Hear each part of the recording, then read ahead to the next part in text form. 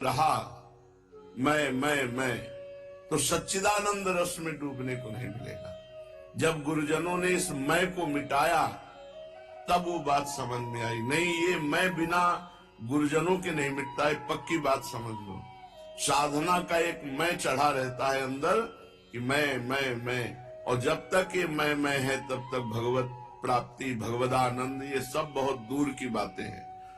गुरुजनों की कृपा से इसका मर्दन होता है। अगर भगवत प्रेमी महात्माओं का संग मिल जाए तो इस अहंकार को वो चूर चूर कर देते हैं, और उनकी कृपा से मन इतना भयभीत हो जाता है कि दोबारा अहंकार करने लायक नहीं रहता। इसलिए बड़ी कृपा है उनको, जो महत्संगस्तु दुर्लभो कहा गया है, वो महापुरुषों का संग प्राप्त हो जाए तो हमारी सारी बात बन जाए। पूज्यपाद ब्रह्मबोध संपन्न महान परमहंस अवधूत श्री उड़िया बाबा जी महाराज। प्रश्न: बाबा, बहुत दुखी हूं, बहुत परेशान रहता हूं, हर उपाय कर लिया लेकिन वही दुख, वही चिंता, वही विपत्ति, क्या करूं? भैया, भगवान पर विश्वास करके भजन करो। एक एक शब्द महापुरुषों के अगर जीवन में उतार लोगे तो कभी दुखी नहीं होगे। भैया, भगवान पर विश्वास करो और खूब मंगल में श्री हरि का नाम जप करो।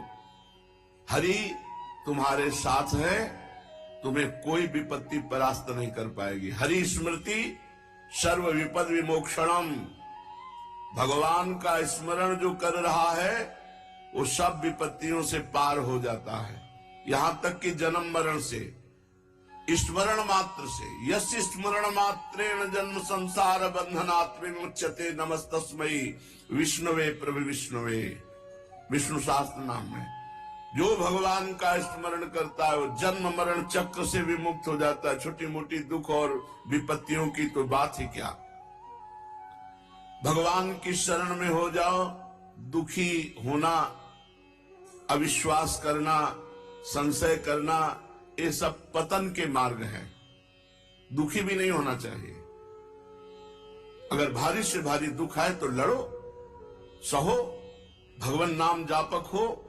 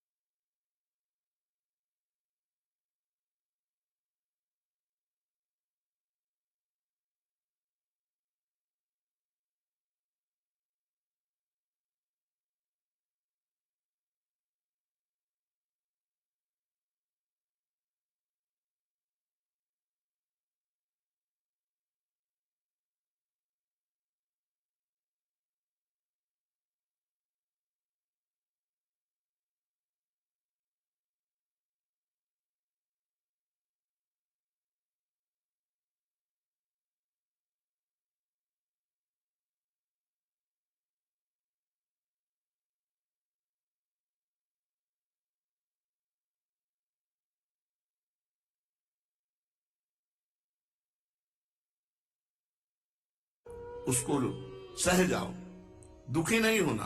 दुखी होने का मतलब है शरणागति पे अविश्वास।